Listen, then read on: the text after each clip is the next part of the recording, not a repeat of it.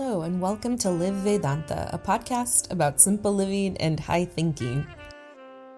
As a quick update, thanks to your support, we exceeded our $25,000 goal to support the Journey Center for Safety and Healing, a nonprofit organization in Cleveland, Ohio, dedicated to providing quality programs for adults, teens, and children impacted by abuse.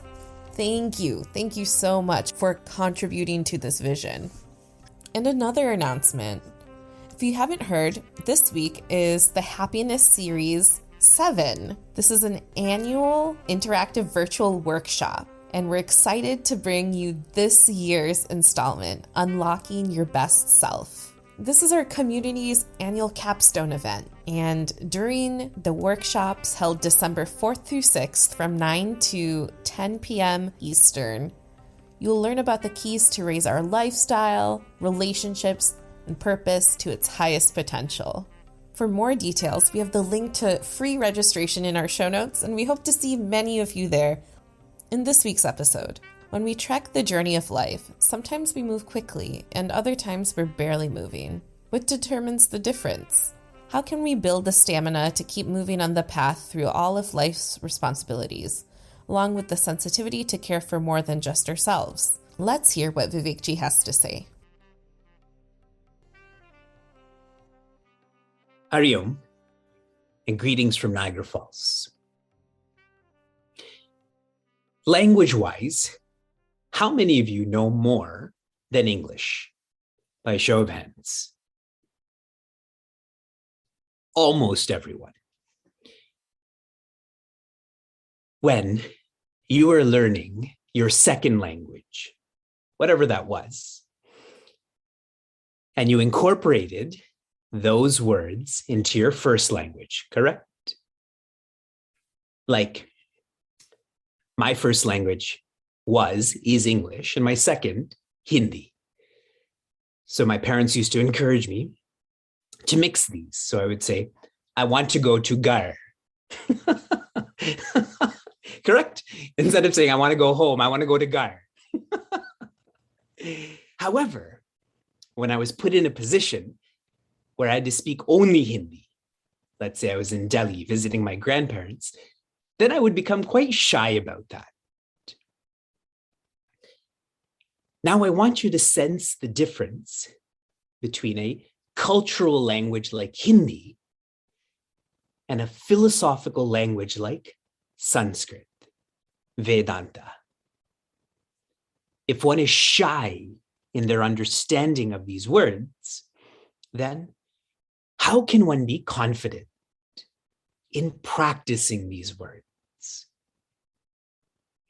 Which is why we're approaching this Vedantic terminology, each word as a mantra. Manana trayate. A mantra is that which requires manana to go with it. So the power to transform us is unlocked. Reviewing last week's words. Word 21, space 21, sankalpa. In English, resolve. The past 10 days, we've experienced 500 mornings of meaningful mornings.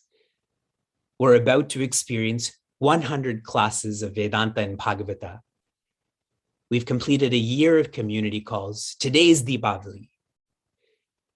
Whenever there's an external celebration, an external completion, that is an opportunity to rededicate yourself, to recommit yourself to your self-development.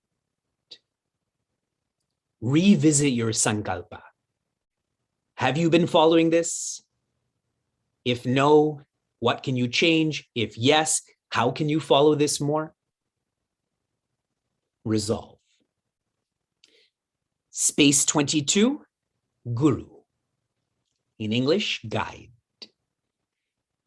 When one studies the Upanishad, an authoritative scripture on self-development, the two qualities of a guru that are mentioned are nishtha, which means they're experienced, and shrotriya, which means they're eloquent. They can communicate what they have experienced. What is special of a guide, and I referred to them as being the best of our mother and father, is that they act out of fulfillment. And a key sign of that is they have no expectations of whom they're guiding. As long as we act for fulfillment, what comes with that? Expectations. And a relationship is compromised then. Word 23 is kripa. And kripa means grace. Grace is a form of invocation. When one invokes, where is that power? Where is that potential coming from? Yourself. It's built into the word invocation, correct? Invocation. And I describe this as swa kripa. When you invest effort, watch how the whole multiverse will support you.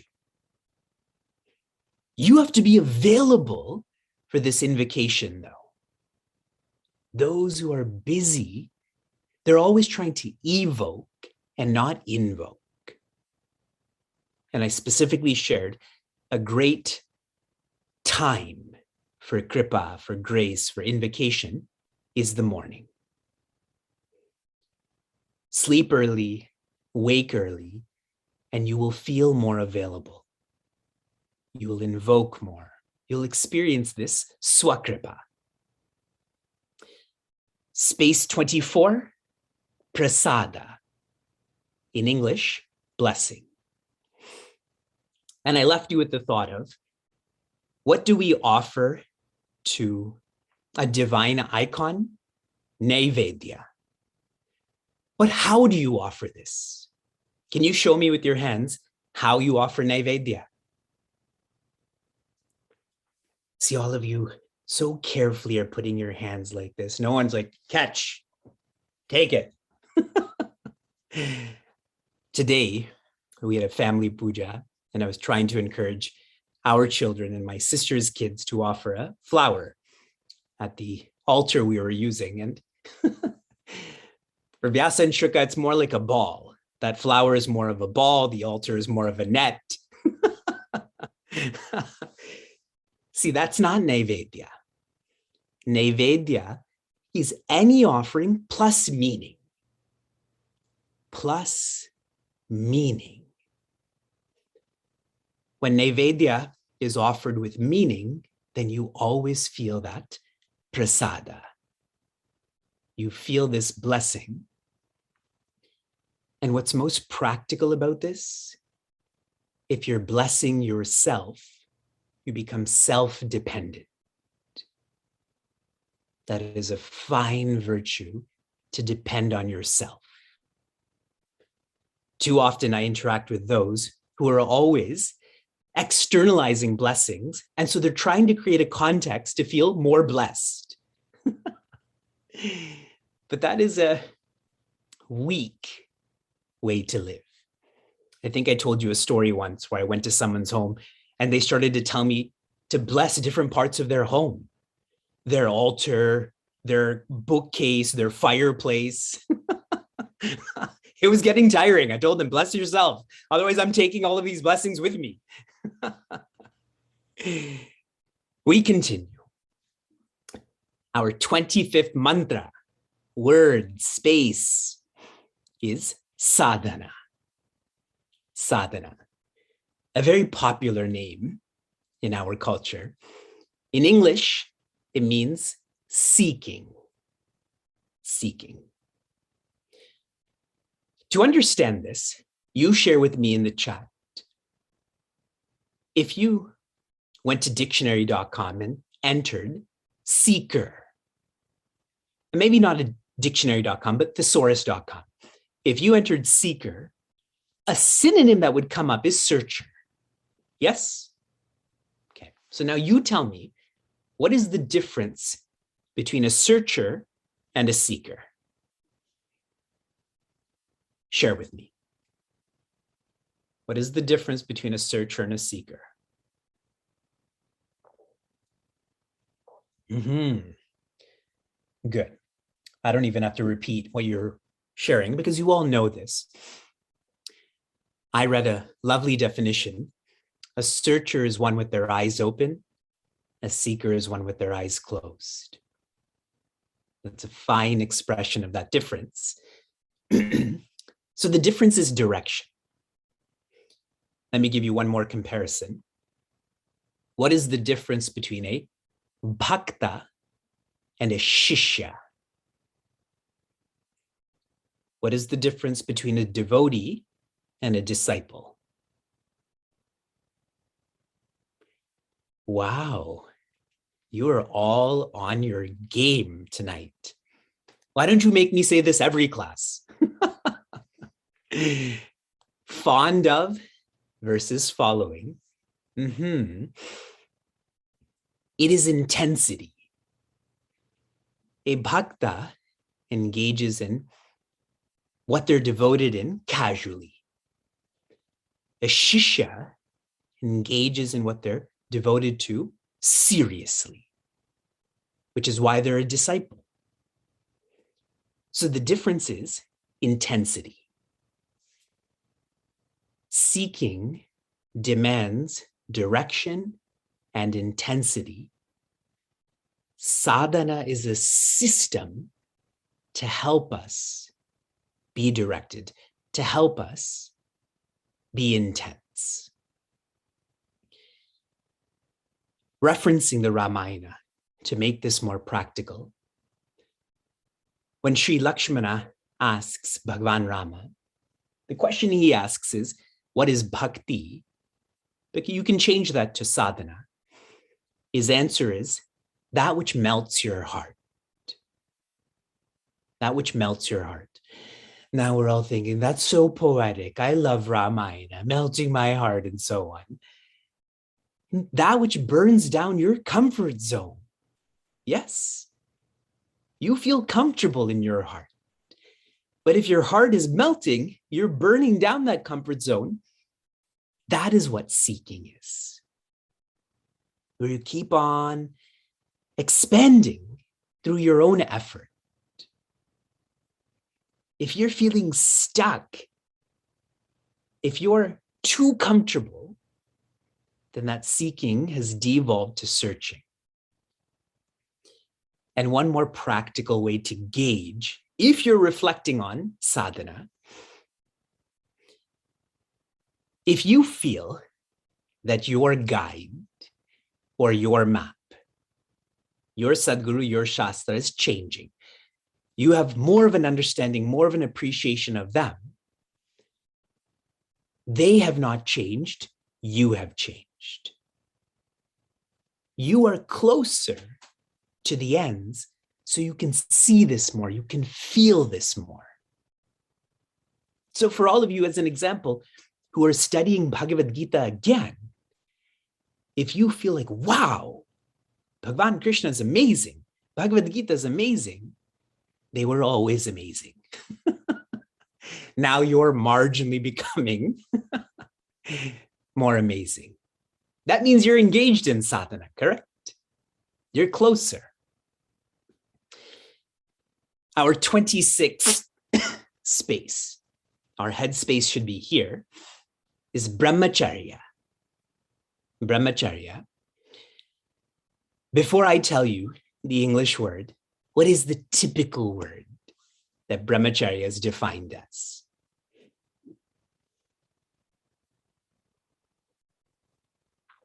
It is defined as celibacy. First, let me define the word for you from a reflective perspective. It is discipline. Brahmacharya is discipline. When I was in university, I was on an exchange program to the Czech Republic. And I was there for half a year.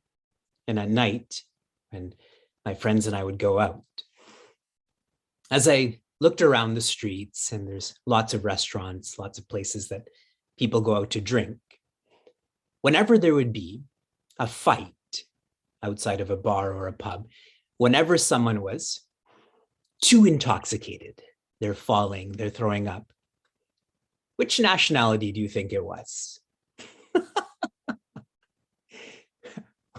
Typically, what country were those students from?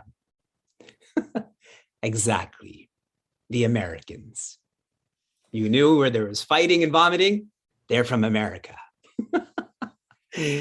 Now, why I'm sharing this is, in many European countries, and when I was in the Czech Republic, I made it a point not to be with Americans. It's almost like foreshadowing that in my future, I would always be with Americans. So I tried not to be with Americans while I was there, to hang out with the Czech students, the Slovakian students, and so on. In their cultures, alcohol is introduced from a young age in a moderate way. So they're rarely indisciplined about it. In America, because one has to be pretty old to drink, let's say 21, and I think it's a federal law, I don't know. It's abused then, correct? It's the forbidden fruit. I'll give you another example. If you analyze the countries where there's the most gender segregation, you have those countries in your mind. Those are the same countries where the most pornography is looked up. Yes. Brahmacharya is not celibacy, it is discipline. And the etymology of this word is Brahmani charati iti brahmachari. Brahmani charati iti brahmachari, which means the one who's walking the path to Brahman. Brahman meaning infinity. There is no suppression there. There is only sublimation. Zooming in more into what discipline is.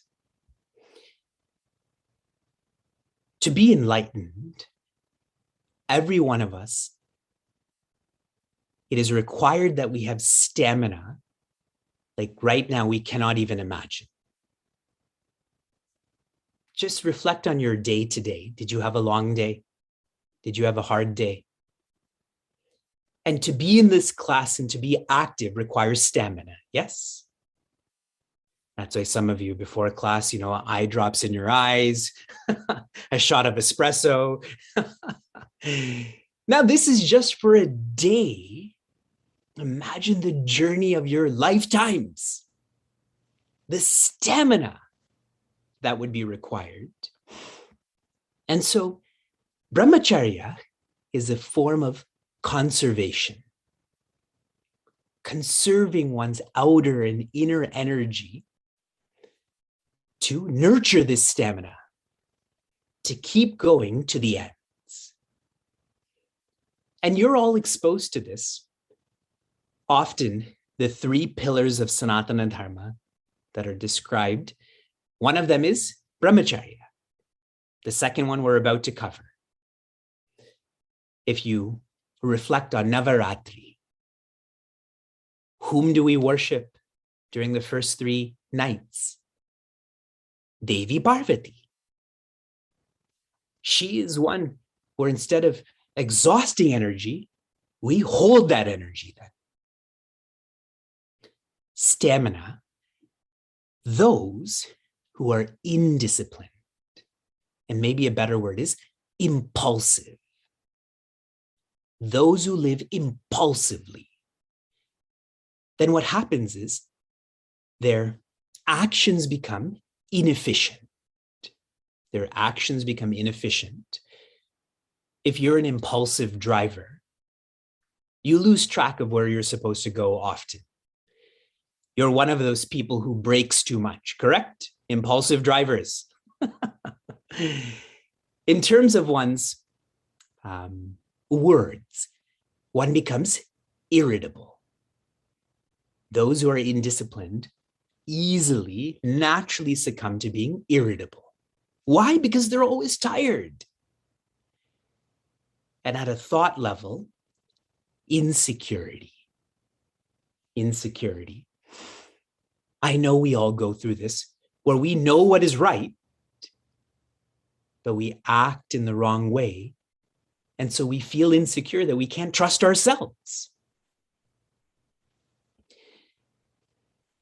How to practice brahmacharya or discipline?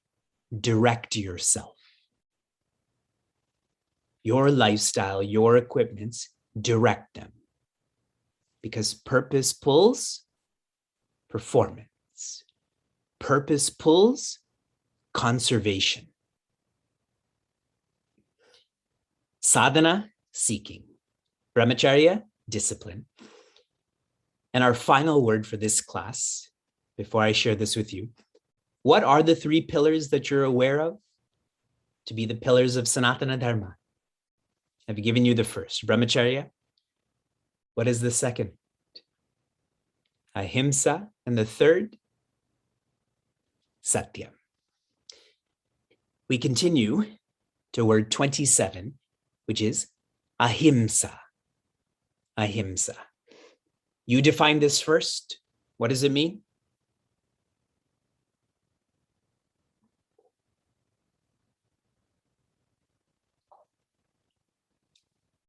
I see non-harming, non-violence. Anyone else want to guess? Non-injury, non-listening, non-reflecting. Typically, this is defined as non-violence. But I caution you from defining these words in such an extreme way. I'm comfortable in describing myself as not being a violent person. My wife is in this class. She is comfortable with accepting my self-analysis. But in terms of harming is less extreme. It's more applicable, correct? I can't say that I'm always engaged in non-harming. Sometimes I harm myself. Sometimes I harm others, not physically, but maybe emotionally. The simple way to define ahimsa is sensitivity. Sensitivity.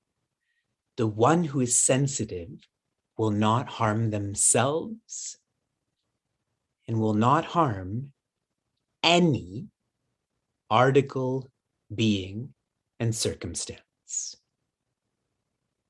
But it starts with yourself. If you don't like yourself, it will be very hard for you to like others or be likable. But if you are a friend to yourself, then you will be more friendly to others and others will be more friendly to you. Have you observed this in your life? Non-harming. And I'm specifically saying articles, beings, and circumstances. Articles. When you were growing up, where did you keep your shoes? Outside or at the front, correct? And how did you keep your shoes? You kept them straight. Those shoes are valuable. What about circumstances? How many of you like to go camping? A few people. That's what I thought. Looking around at all of you, I didn't expect too many hands up. I'm not a camper either. I'm more of a glamper. Yes, exactly.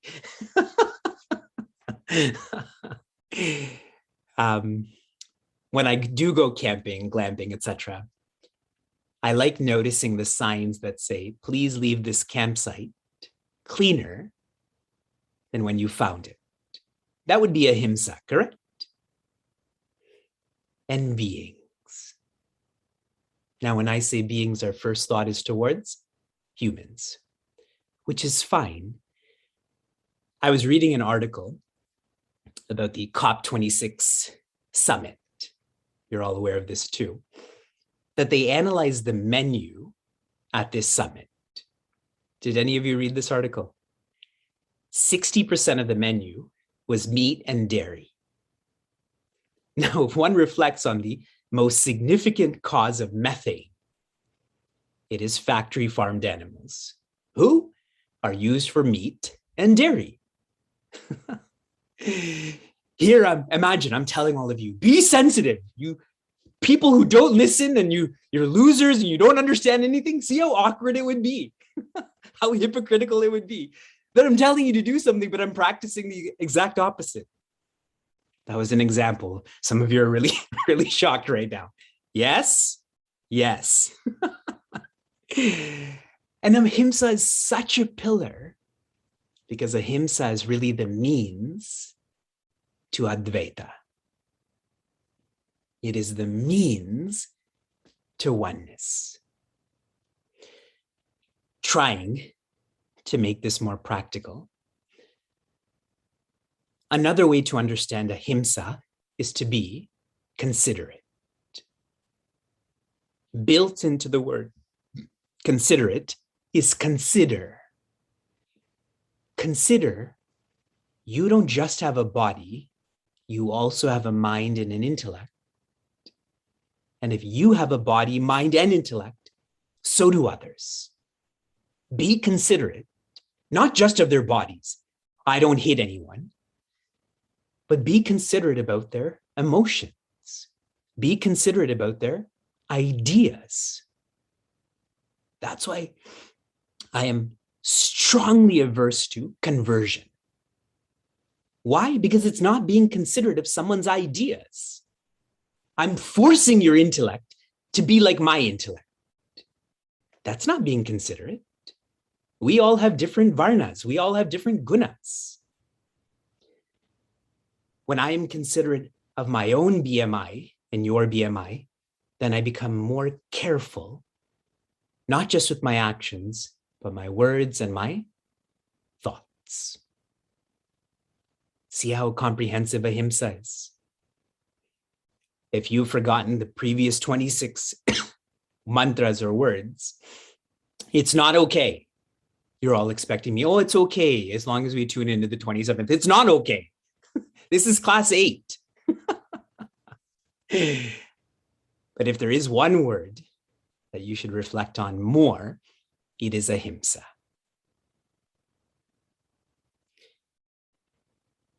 We shall continue in our next class, and our pace is quite good. Are you all finding the subject matter comfortable?